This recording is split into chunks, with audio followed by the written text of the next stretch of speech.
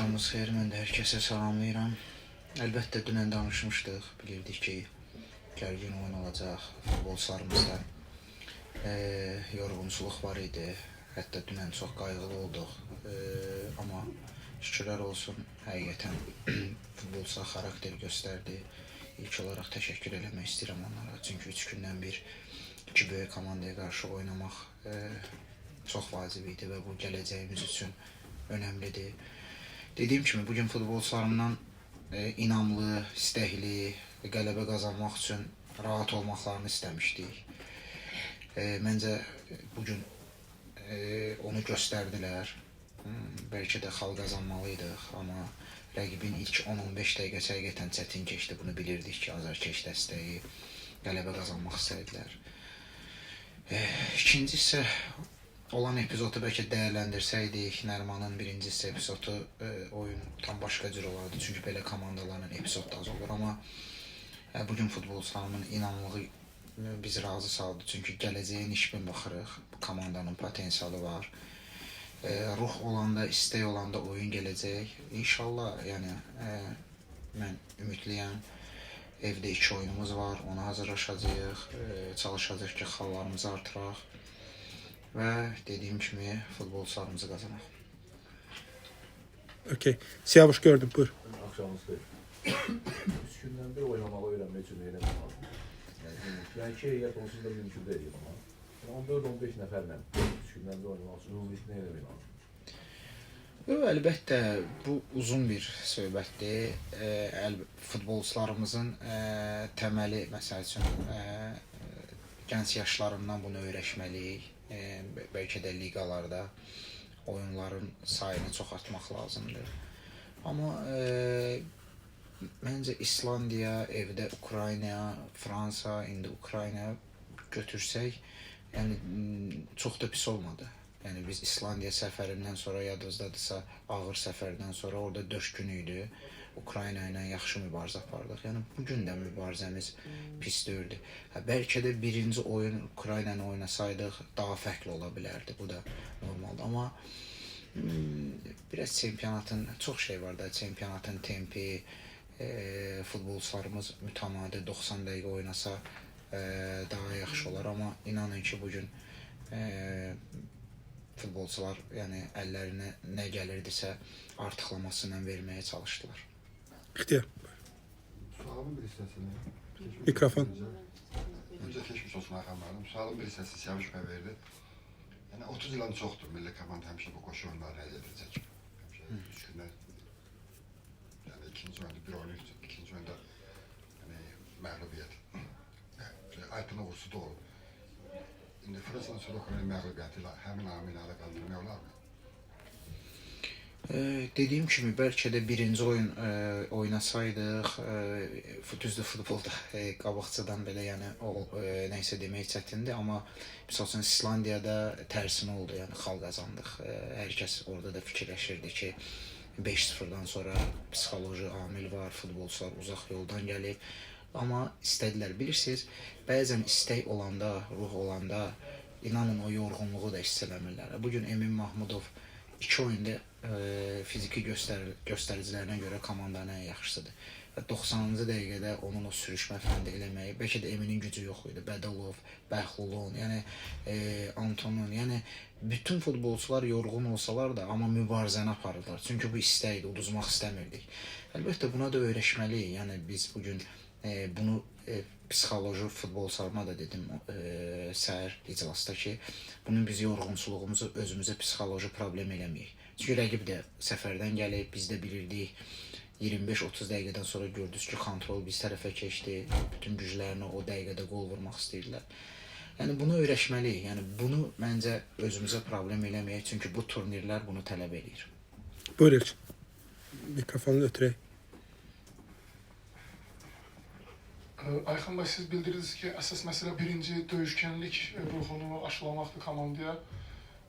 Bundan nə dərəcədə razısınız? İkinci də komanda getdikcə özgüvən artarsa, bu işin neçə faizi olar? Arzulanan bir layihə olaraq deyək, gedilən yolun neçə faizi olar özgüvən özünə qayıtmasında? Əlbəttə, komandaya da dedim, yəni ruhumuz olmasa, istəyirsiniz nə qədər də yaxşı futbolçu olsa, belə deyək, güclü futbolçu da olsa, komanda eləmək çətin olacaq. Çünki milli komandada böyük bir vaxt da yoxdur. Yəni gerçək deyək 3-4 gün, 5 gündə yığışıb belə oyunlara hazırlaşmaq, amma zborda, yəni birinci zborla indiki zborda komandada fərq var. Həm döyüşkənlik var, həm komanda olaraq oyun var, bilirik. Düzdür, Fransa imkan vermədi, yəni Fransa ilə də istəyirdi, amma yəni gerçək deyə Fransa ilə çox çətindir. Amma inanın Fransa oyunu uşaqlara güvən vermişdi. Bu gün daha güvənli idilər. Yəni bu böyük oyunlar bizim futbolçularımıza güvən verəcək. Belə oynayarıqsa, belə davam eləyəriksə, belə istəyəriksə, əlbəttə faiz etibarı ilə artacaq. Məncə daha yaxşı ola bilərik. Ölkədə. Qarşıdakı oynadıqlarınızda amma sizdən öncə də oldu, amma komanda artıq neçə il yarımda qələbə qazana bilmir. O qələbəsizlik seriyasına son vermək lazım. Qarşıda İslandiyada evdə oyunu var. Oyun üslubunuzdan mı deyim, yoxsa hansısa bir fəlsəfəmizdən mi, nəsə dəyişib, ekstra dəyişib oyunda qələbə qazanmaq uğurlu ola bilərmi? Yəni o oyunda qələbə qazanmaq üçün nəyisə riskə getməyi planlaşdırırsınız? Yox, ümumən biz bu iki oyunlara bir sistemi otuzdurmaq istəyirik, bir komanda olaraq oyunumuzu qazandırmaq istəyirik. Yəni düzdür, rəqib nə qədər imkan verirsə, biz çalışırıq hücum eləyək. Bugün heç kim deyə bilməz ki, biz hücum eləmirdik. Yəni epizodlar da oldu. Çoxdan da qələbə qazanmırıq, onu deyə bilmərəm, hansı rəqiblər olub. Amma yəni bugün bu rəqiblərlə, yəni gerçək demək lazımdır da, çətindir. Bugün biz İslandiyanı əgər ümidliyiksə, mən də ümidliyəm, evdə oynayırıq, azarkeş dəstəyini görmək istəyirik. Baxın, sizlər də buradasınız, həm Fransanı gördünüz, həm Ukraynanı gördünüz, fərqi gördünüz. Yəni biz burada da artırmalıyıq. Yəni burada da bilirəm, azarkeşlər də milli komandadan o güvən oyunu istəyir. Hamısı bir yerdə, bax bunlar olsa, əlbəttə azarkeş dəstəyi olsa, biz də evdə daha dominant, belə deyək, daha istəkli, rəqibə təzyiq. Bunlar hamısı bir-biri ilə bağlıdır. Amma qaldı oyuna, sistemə, yəni məncə futbolçuların alternativ hücum xəttindəki futbolçuların daha yaxşı olurlar. Bugün Nəriman zədədən gəlmişdi. Musa yaxşı girdi oyuna, yəni epizodlara girdi. Turalı qeyd eləyərəm. İndi digər futbolçular var ki, Rüstəm, Mahir, bunlar da yaxşı formada olsa bizim üçün asan da olur. Əlbəttə Elvinin, Abbasın bugün oyunu, yəni hücumda köməyi yaxşı idi. Yəni bunları yaxşılaşdırmalıyıq. Buyur İxtiyar, sonra xanımla. Axı mən bu oyunu xilas etmək üçün, yəni bir xalq qazanmaq üçün də belə deyək. Azərbaycan çempionatda hansı legioner olsaydı, bir xalq qazanmaq olardı, belə deyək. Legioner desəm komandama biraz haqsızlıq eləyərdim. Amma yox, adını desəm amma var. Yəni mən düzdür, bu biraz gələk fikir mübadiləsi aparaq. Bugün görürsünüz ki, düzdür, indi Ukraynada yoxdur yəqin ki, səhv eləmirəmsə, amma Avropa ölkələri zaten digər ölkələrdən, məsələn bugün İslandiyanı deyirik, Farer adalarını deyirik, baxırsan ki 3-4 futbolçu olur. Nə deyim, bugün futbolçuların pis deyildi. Buyur xanımla. Axı mən sonuncu dəfə media sektorunda yığma komandaya bu qədər inamın olmasını xatırlamıram. Hər kəs müsbət nəticəyə inanırdı. Bəlkə də ən azı bir xalı haqq eləyirdi komanda bu kimi mübarizəsi ilə. Futbolçulardan danışırıq. Xüsusilə ön xəttdə axsadığımız görünür, keyfiyyət aşağıdır. Düşünmürsünüz ki, biz milli futbolçulardan, milli komandanın daha yaxşı olması üçün həm də klubların əl-qolunu çırmalaması lazımdır. Çünki həmin legionerlərdən biz danışırıq. Bugün Abdullah Xeybullayevi biz milli çempionatda o qədər də oynayan görmürdük. Sizin halısa kəşfinizi saya bilərik. düşünmürsünüz ki milli klublarımız da bu məsələdə aktiv olmalı, yerli futbolçular yoxdur deyib əl-qolunu yanına sallamalı deyil və onların inkişafı üçün dəstək olmalıdır, şans verməlidir, meydana çıxartmalıdır ki, bəs belə günlərdə, məhz belə günlərdə milli komandada biz onların faydasını görə bilək. Yaxşı mövzudur. Təəssüf ki, mən həm də klub məşqçisiyəm. Biraz nəysə deyəndə düz anlaşılmır. Bax, indi siz fikirləşin ki, Şarüddin oyunu buraxır. İslandiyada. Neyniyək? Əlbəttə. Niyə o sahını aldın? Şahidin dərki. Yox, indi futbolda da, yəni mən deyim ki, hətta orada qırmızı vərəqə baxılmalı idi. Yəni düzdür, getməməli idi ora. Amma indi bugün bir qapıçı... Yerlilərdən maaşına mikrofon tutsun. Onu ver. Just for video. Amma biz bir qapıçıdan ibarət olmalı deyilik də. Yəni bugün bizim qapıçılarımız var ki, güvənməliyik. Burada futbolçuların da günahı var. Yəni hər şey klubun da üstünə atmaq olmaz. Bəzən futbolçularımız da qərar verməlidir ki, bu klubda oynama ehtimalı azdırsa, daha biraz aşağı, məsələn bugün Rüstəmi biz belə deyək, alqışlamalıyıq. Sumqayıta gələndən sonra Rüstəm tam başqa Rüstəm olub.